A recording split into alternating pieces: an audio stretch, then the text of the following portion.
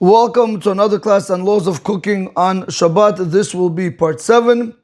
Today we want to speak about enhance the food. Question is asked in halakha. What happens if a woman tastes her food, her Shabbat food, and thinks it's bland, even though salt was already added before Shabbat? And she decides to add more salt during Shabbat. Later, it's discovered that the extra salt actually made the food taste noticeably better. The question we want to see is the food now forbidden to eat on Shabbat, even though her intention was just to fix the flavor? So this question, Chacham David Yosef Shlita takes up. And he brings down in the 7 Halakha Berurah, and he says like this: Va'afilu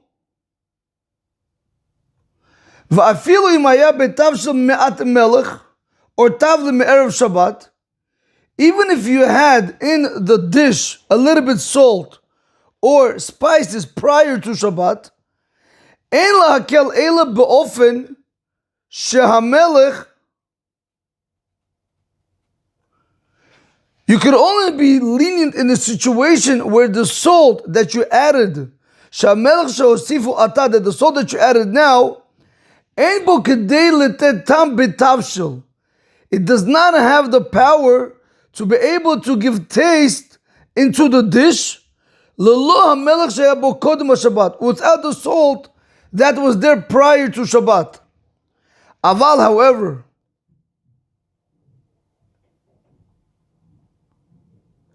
however, if the salt that you added now, it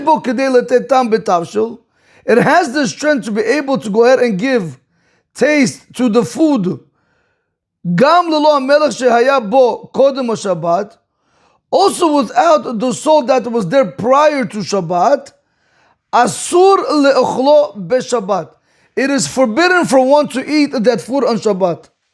Now, before we continue to the next case, Rav David Yosef Shlita is saying something very powerful. A woman comes to her food on Shabbat. She takes a little bit bite. She takes a little bite. She wants to see if it has enough taste. On Friday, a woman is very busy on Erev Shabbat. She's always running around. Now she's sitting on her Shabbat table and she says to herself, 1 second, did I add salt? Did I not add salt? Or maybe I did add salt, but maybe it was not enough. So she goes to the food. She takes a little bit, she opens the cover, takes the food, tastes it, and she sees it's not enough salt. Now, the question is, since it's during Shabbat, what did she do? She went ahead and let's say she took a tablespoon of salt, for example, versus a teaspoon of salt. She put this tablespoon of salt inside the food. Now, since it's a tablespoon, it's a lot. It gave taste to that food. Comes Rav David Yosef Shlita, is going to tell you that is asur to eat. However, he says, when are we going to tell you it's mutar? If she would have only by accident placed the teaspoon of salt where it doesn't give the taste, meaning it doesn't have the power to go ahead and taste the food and flavor it more than it is already, then we're going to tell you allowed to go ahead and be lenient. So that's what Rav David Yosef Shlita is telling us over here. That everything is really dependent on how much salt she put in. Remember, we're speaking about a case where you had a little bit salt in the food prior to Shabbat. You had spices in the food prior to Shabbat. It's just on Shabbat right now, it hit her, maybe I didn't put enough, or maybe I didn't put at all. So she goes, she tastes, and she says, oh, there is salt, there is spices, but it's not enough. Now, again, she's not allowed to put salt into the pot. But she says, I'm going to do it anyway. I don't want my husband to get upset with me, or there's guests. And now she went ahead and she did it. And now her son is a Talmud Chacham and he sees his mom doing it. And now the mother says, well, what'd I do? The son says, why would you do that? So now the son has to ask the mother, how much salt did you put in? She's like, how am I supposed to know? Very simple. Taste the food now. If when you taste the food now, it's much more better, the taste, than it was prior to when you put the salt, then we're going to tell you the food is not allowed to be eaten on Shabbat. You could eat it after Shabbat. However, the mother says, yeah, I placed the salt, but I see no difference between the taste prior to putting the salt, and with the taste after putting the salt, I see no difference. They're both the same. So the son is able to tell the mother, you're allowed to be lenient and we're allowed to go ahead and have the food. This is what Rav David Yosef Shutai is telling us over here. Now, however, he says, V'im b'sha'a she'osifu. Rabotai, the reason why I'm highlighting it is because I want you guys to see where we're holding.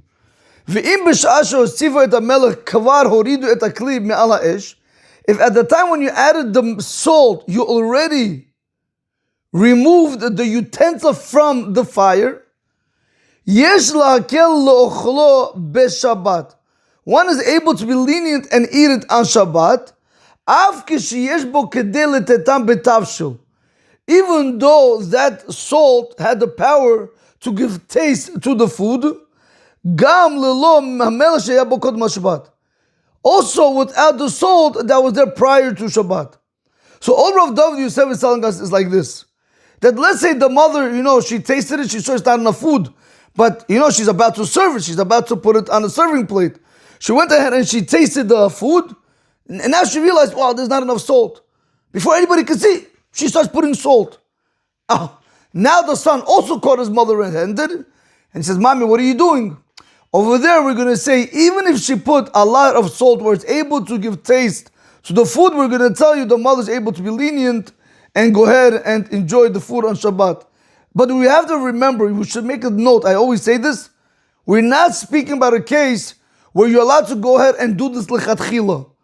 You're not allowed to place raw food on top of hot food, which is on the fire. Never, that you're never allowed to do because you're cooking the raw stuff. In this case, it's either salt or spices. So, Rabotai, let's do this. Let's just see the English. Case number 1. You added salt on Shabbat. It's okay if there was already some salt before Shabbat, and the new salt you added can give the food flavor by itself, meaning the old salt already flavored it enough. That's when we're going to tell you it's okay for you to eat it on Shabbat. You're allowed to be lenient. However, it's not okay if the new salt you added is enough to flavor the food, even without the old salt. Over there, we're going to tell you it's asur for you to eat it on Shabbat. You could eat it after Shabbat.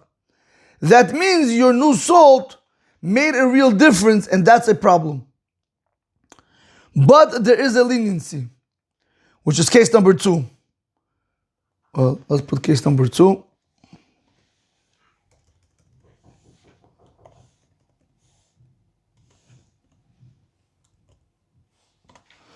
Case 2.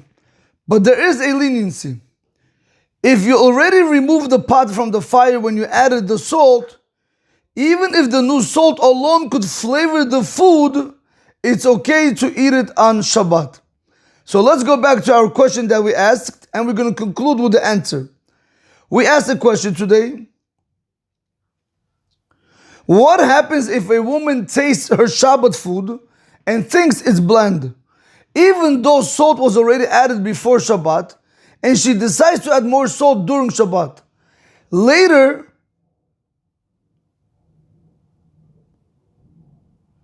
it's discovered that the extra salt actually made the food taste noticeably better. Is the food now forbidden to eat on Shabbat, even though her intention was just to fix the flavor? The answer is, if the salt actually made the food taste noticeably better, we're going to tell you that food is forbidden to be eaten on Shabbat. After Shabbat, you're allowed to go ahead and eat it. However, if the salt did not actually give the food a noticeable taste, it didn't make it better, it kept it the same, then we're going to tell you are allowed to go ahead and eat it on Shabbat. Have a great day. Baruch Adonai L'Olam.